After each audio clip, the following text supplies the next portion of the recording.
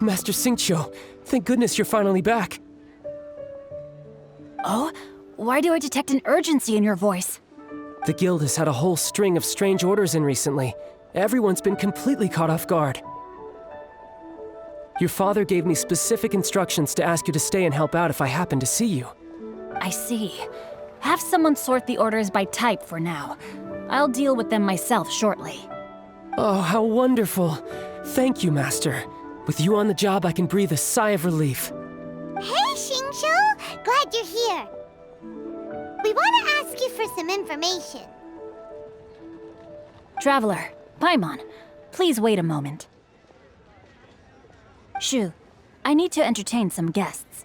Please continue with your work for the time being, and we'll discuss the matter of the guild's orders in more detail later on. Understood, Master Xingqiu. Then I will leave you in peace.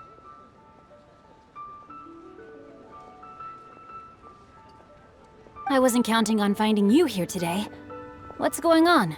And how, pray tell, may I be of service? Xingqiu, have you ever heard of sunset vermilionite? Oh, I see. So you've entered Lady Ningguang's contest as well.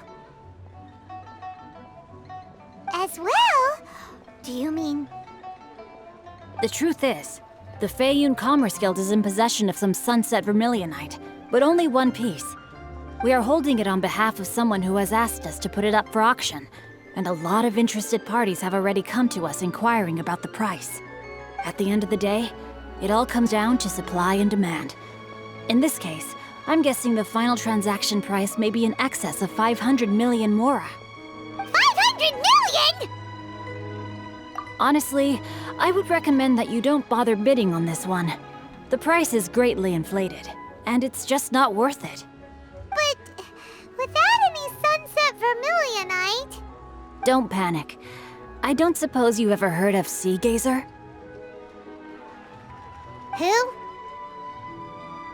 Oh, Seagaze was once very close to Mountain Shaper, but if I am not mistaken, he has already passed away. Yes, precisely. I didn't know anyone else knew about him. According to records of drifting clouds, Seagaze once built an abode to store his rarest and most exquisite treasures, among which was some sunset vermilionite. After Seagaze passed, the abode was abandoned, and its location was lost to time. Luckily, I came into possession of a stack of folk history books just recently. They make some oblique references to this lost abode, and after cross-referencing them against each other, I'm now fairly certain that it is situated in the Lisha area. That's great! But is it really okay for us to just go and take his treasure? Wouldn't it be a little, disrespectful with him being an adeptus? You needn't worry. As far as I understand, Seagaze was very open-minded. Even while he was alive, he wouldn't have let something like this bother him. Open-minded? I have not heard of Seagaze being described in this way before. May I ask where you read that? Just a rumor I heard out in the mountains. All right then, let's go.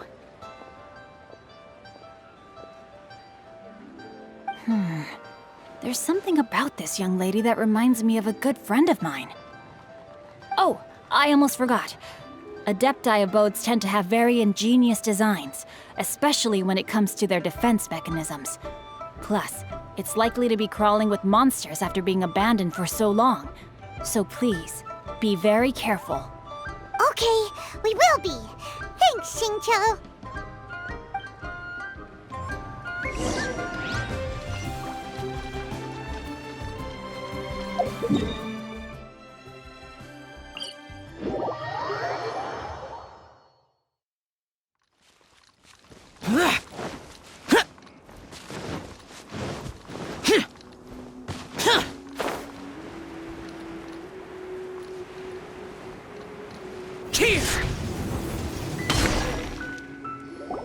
Let's see. Xingqiu said it should be around here, but Paimon doesn't see anything.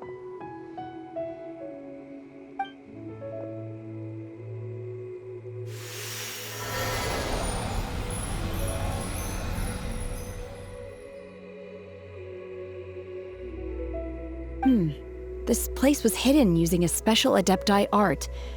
But now that I have removed it, we can inspect the area more closely.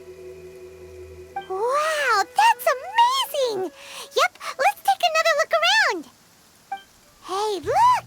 Is that a new Sealy over there?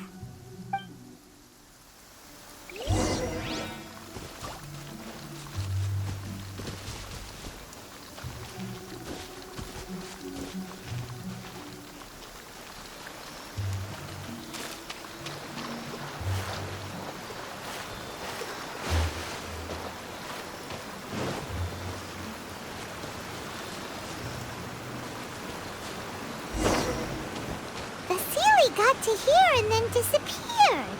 Should we go over and take a look?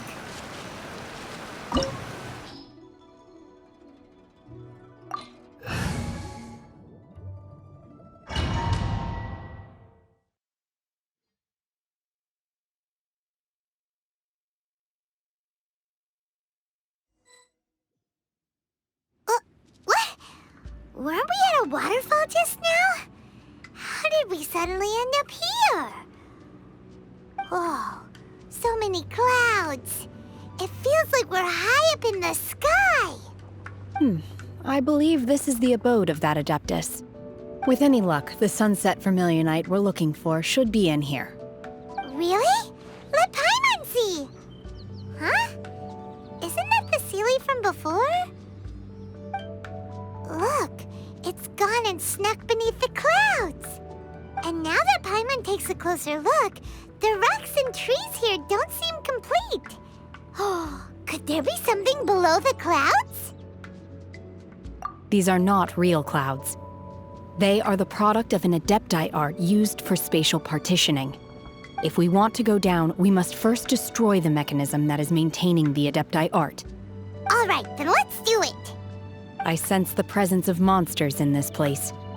I don't know where they are hiding, so we'd better be careful.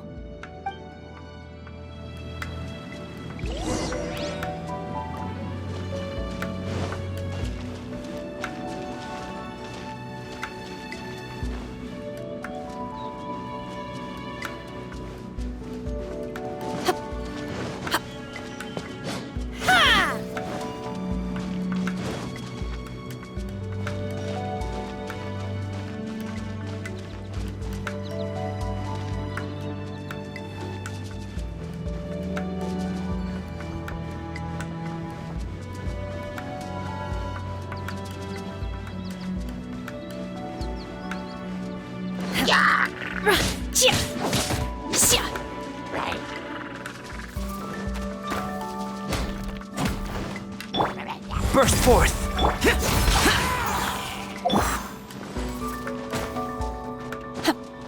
Obey!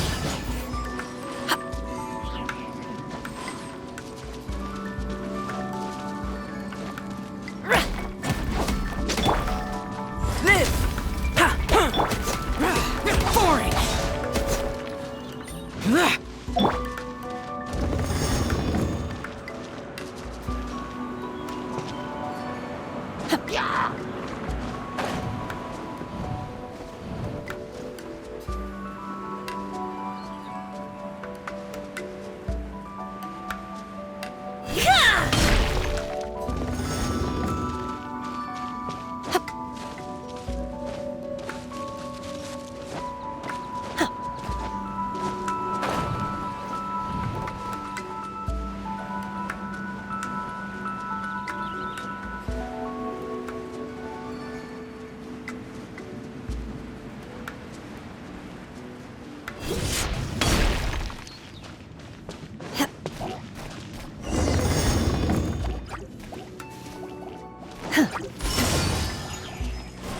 Transfiguration!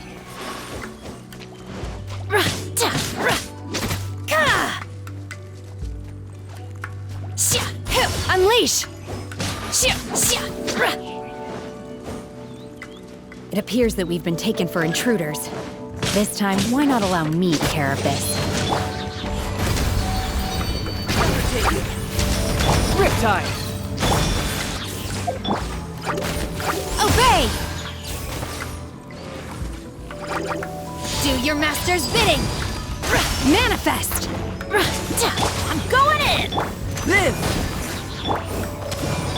You're mine! The core of the mechanism is exposed. Now's our chance.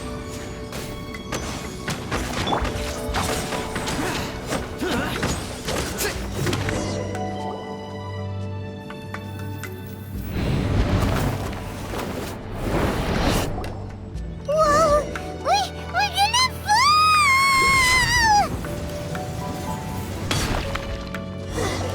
Is everyone okay?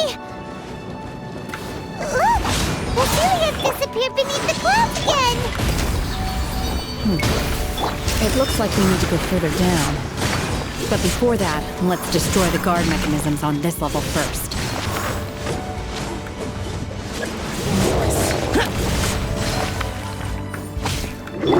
Everybody stand back! You can run, but you can't. Take your true form! Cryo Incarnate!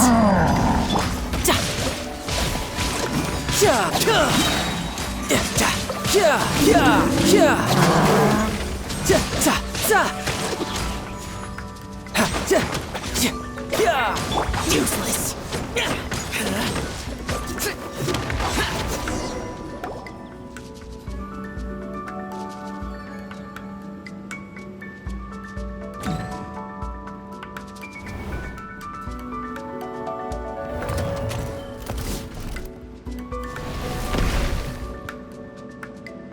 We're gonna fall. This time, we're really gonna fall. Ah! So high. Luckily, there was a pool of water at the bottom. Otherwise, that could have ended very differently. Hey! That Sealy's on the move again. Let's catch up with it.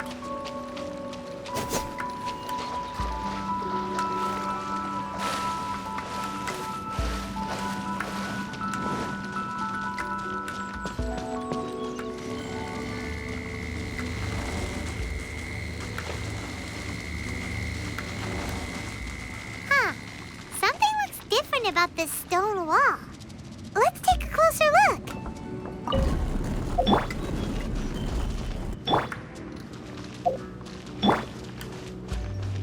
Shoo!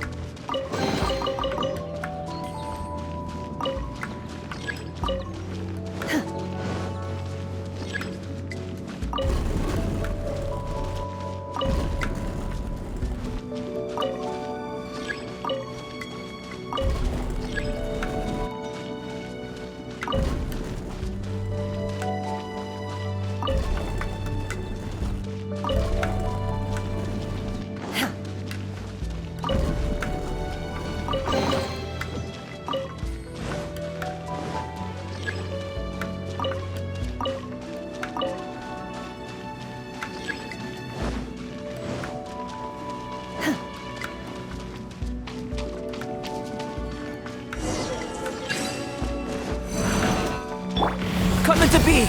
Witness my great under... Obey! Take your true form! Teamwork is dreamwork! Burst forth! Useless!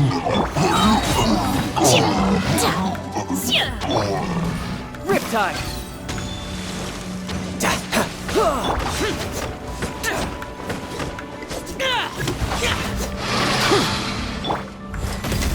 Feel this ancient power! I'm going in! Adventure time! By ordinance divine! Take your true form!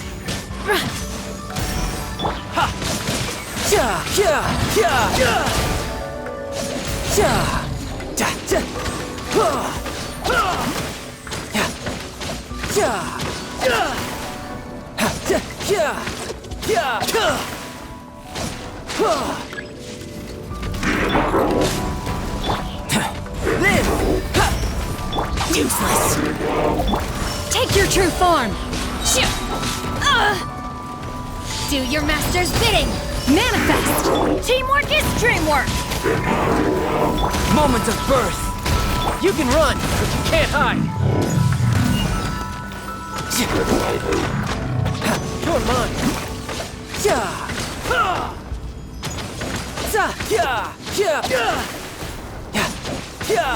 Bring it on!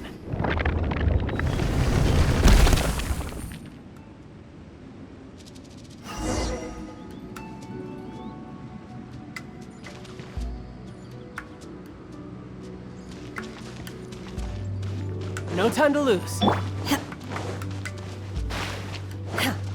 Unleash! Look, over there! Could that be the sunset vermilionite?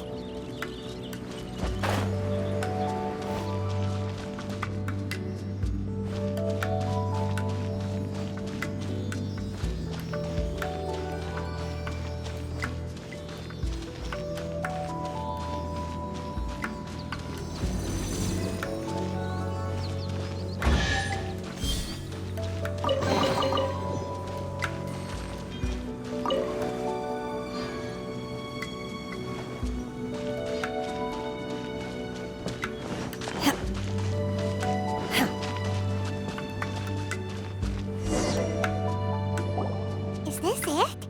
Is this the sunset vermilionite? It's so huge!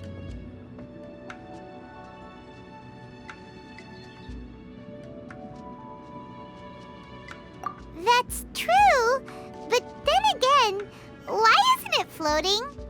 Plaustrite doesn't float until it's activated. It may look different from most ordinary stones, but it weighs around the same amount.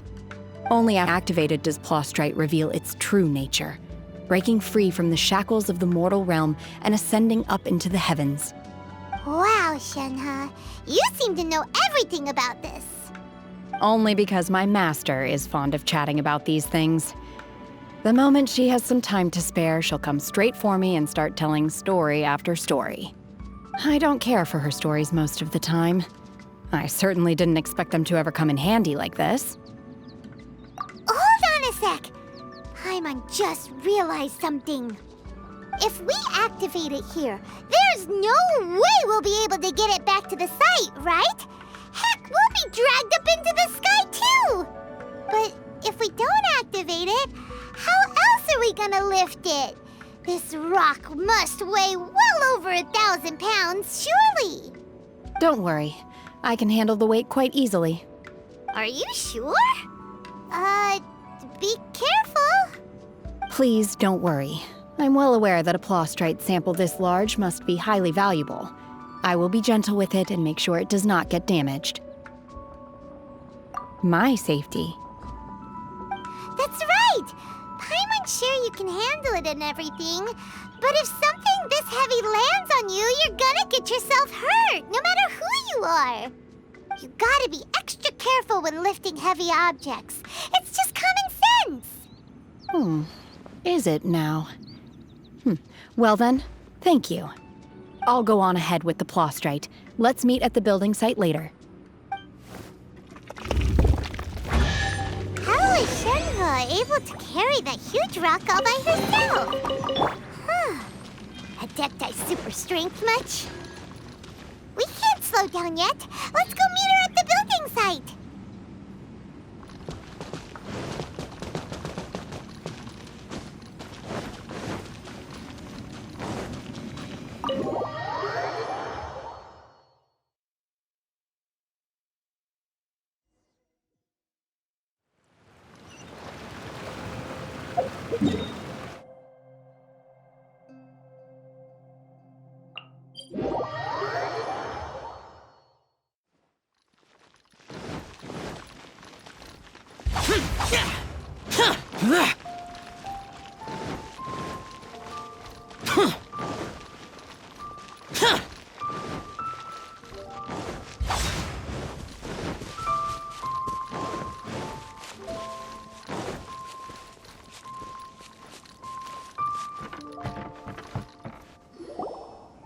Oh my god, I can't believe my eyes.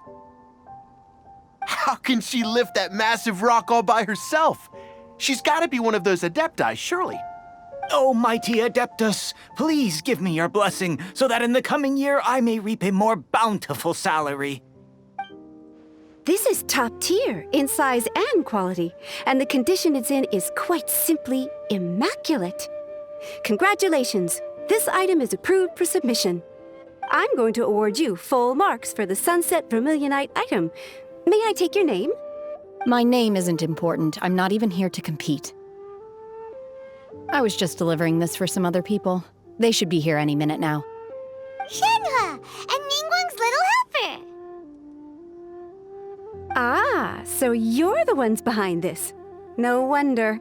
The rarest talent turns in the rarest plastrite specimen. But I have to correct you on one point. It's not helper, it's secretary.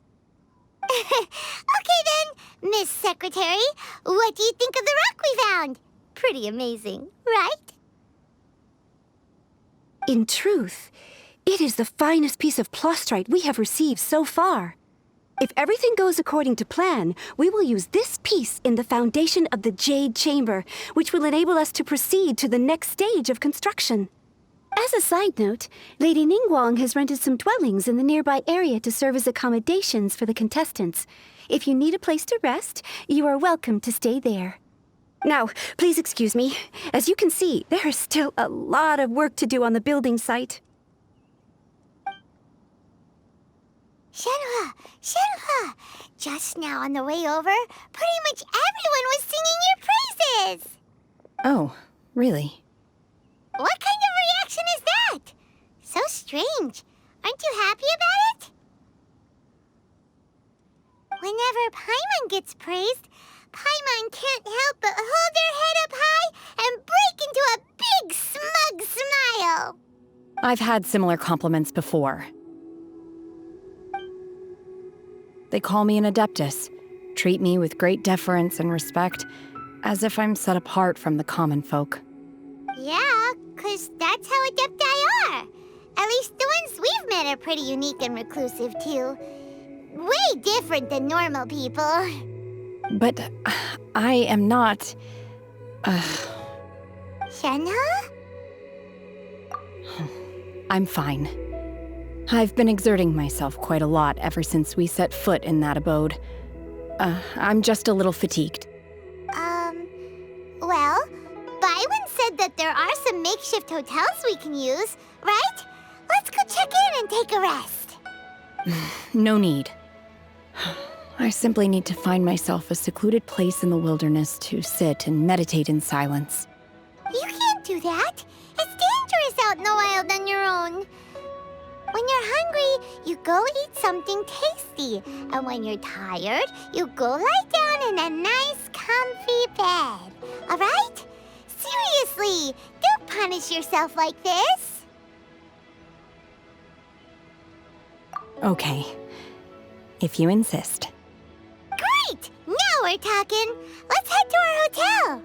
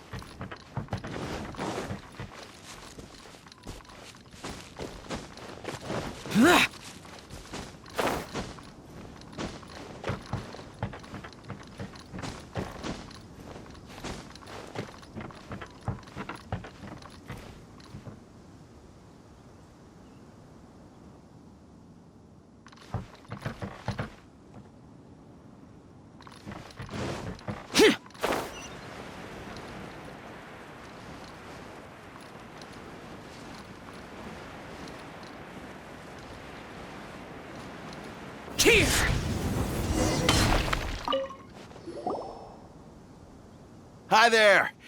Checking in, are we? You're just in time. We only have 2 rooms left. Since this was chosen as the building site for the new Jade Chamber, we've had a constant stream of people in this area. And not just workers either. Visitors, business people, tea sellers, all sorts.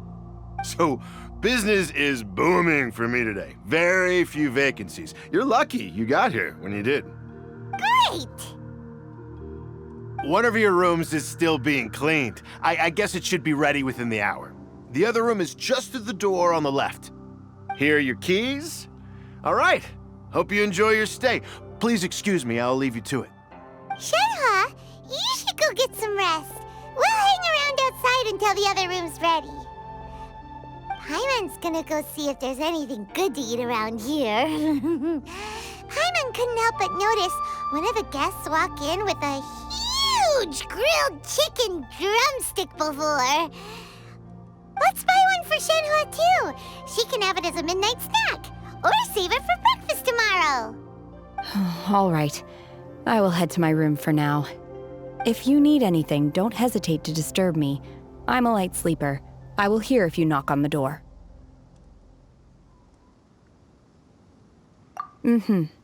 See you tomorrow.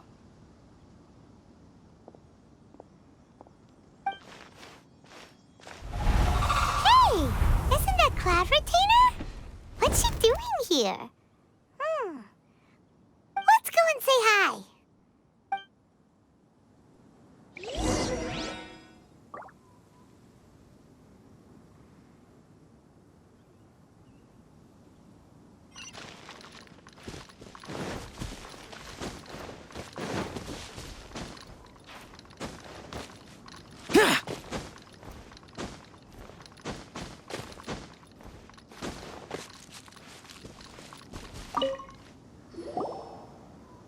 One trusts you have met Shenhe. So, are you getting along quite well? So far, so good. Yeah. So, you know Shenhe too, Cloud Retainer? Naturally. Save for Ganyu, who spends the majority of her time in Liyue Harbor. All the adepti living today are acquainted with Shenhe to some degree. Cool. So, what's her adeptus name anyway? Calling her Shenhe feels kind of friendly, but also kind of disrespectful. So Paimon's thinking maybe it'd be better if we called her by her adeptus name instead. Her adeptus name? Why, pray tell, would Shenhe have an adeptus name? Don't all adepti have a special title they go by? On this latter point, you are correct. However, Shenhe is human. Oh, right. Wait, what? Paimon neither! This is a real surprise! Do you mean to say that she presents differently from ordinary human beings? Well, to start with, her problem-solving methods are extremely direct. Ah, yes. She was like this all those years ago when one first met her. In this respect, she has not changed. One first found Shenhe by chance in a cave. One was passing by and sensed the presence of a god's remains. Being of an ever-vigilant disposition, one entered immediately to inspect the scene. Inside was Shenhe, then aged around 6 years old. In her hand, she held a dagger with which she was confronting a monster that was the god's remains incarnate. That sounds so dangerous. When one arrived, she had already been locked in confrontation with this monster for several days. Most mortal children are fragile, both physically and mentally, and are highly reliant on their parents for survival, but not so her. That she was able to endure such terrible danger was due not only to her strong willpower, but also to the bloodlust and homicidal instinct with which she was born. One dealt with the monster, yet she still refused to lower her guard. She even pointed her dagger in one's direction and remained ready to strike. Only after she was satisfied that one had no intention to cause her harm did she finally relent. She then passed out without uttering a single word. In other words, if you hadn't passed by that day, Shenhe might have... Not necessarily. Upon one's arrival, one could sense that the god's wrath was gradually receding. Even had the stalemate continued, one suspects that Shenhe may have still emerged the victor of the confrontation. That's still so dangerous, though. Why was a tiny little kid battling against the wrath of a god in the first place? Alas, the mortal world is rife with suffering of every kind, and she had experienced her fair share of this, even at a tender age. Seeing that she was homeless, one decided to adopt her. Indeed, it is one to whom she refers. Shenhe has an extraordinary constitution, making her well adapted to practicing the adepti arts. All the adepti cherished her talents, and so we were willing to train her. However, her homicidal urges did not subside with age. Rather, they grew stronger day by day. Mooncarver once performed a divination for her. He declared that her fate is to bear the curse of calamity. Consumed by malevolent energy, she is prone to bring harm to those around her. Such is the magnitude of the danger this poses, that her soul must be bound with red ropes to keep her homicidal instinct at bay. The red ropes have indeed served to keep her calmer and more content. They also seem to have rendered her somewhat inexpressive. Perhaps the red ropes are so powerful that they have suppressed some of her other emotions as well.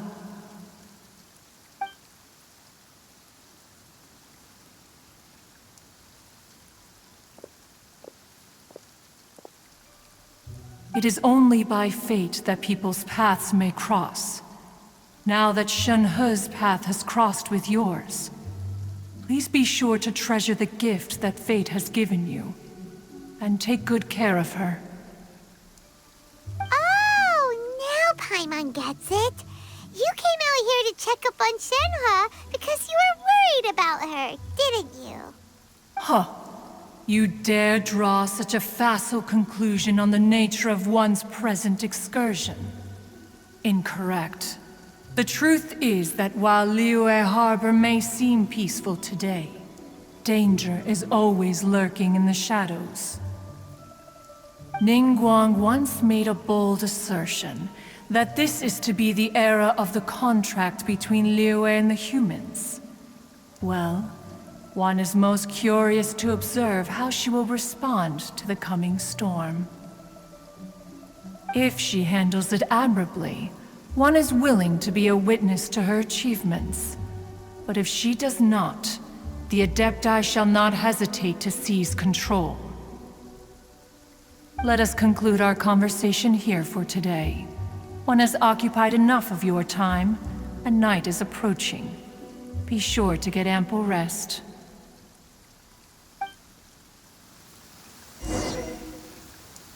So, Shenhe isn't an adeptus after all.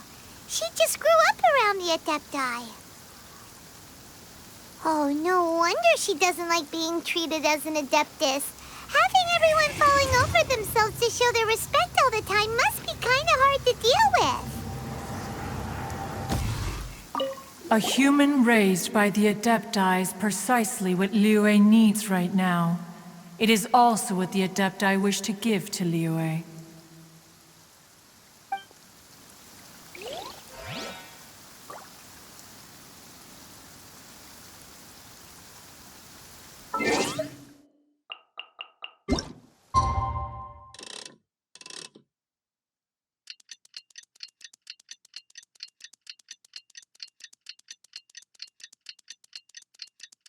The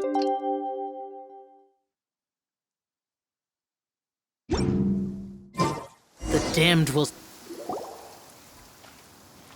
Hey! So, Shenhe... Master has relayed my situation to you, I take it. Oh? How did you know? I'd intended to wait until you came back before going to sleep, but I didn't hear you come in. I was worried that something may have happened to you, so I went outside to check and caught sight of my master. On top of this, you have been acting very strangely around me this morning, causing me to suspect that my master must have told you everything about me. After all, Master is... very talkative. Sorry, Shenhe. Paimon had you down as an adeptus this whole time, but it turns out Paimon was wrong. It's okay. I don't mind. The fault is mine for not explaining everything to you sooner, because in my experience, trying to explain is a futile pursuit. Still, though you mistook me for an adeptus, you never treated me as distant and unapproachable. Instead, you treated me as you would a friend. For this, I am very grateful indeed. To be fair, we've met our fair share of real adepti, too. Anyway, now it's settled. From now on, you're our friend. Whether you're an adeptus or a human isn't the important thing. First and foremost, we're just plain old friends. Got it. Although I don't know quite what it entails in terms of what I have to do, I must say I like the title friend very much indeed. Great! Well, now that we're all rested up, we should start searching for the other 2 items on the list. But before we do that, let's go to the building site and ask Ningguang's little helper how the progress is going. After all, sunset vermilionite is so rare. Paimon doubts many competitors will really be able to find any. If it turns out some of them have given up already, we'll be able to take things a little more slowly. Oh, and another thing. We bought some grilled chicken drumsticks on the way back last night. There was a place just outside. Here's one for you, Shenhe. Try it! They're so good. I concur. It has a rich flavor, far more agreeable than those I've cooked for myself in the wilderness in the past.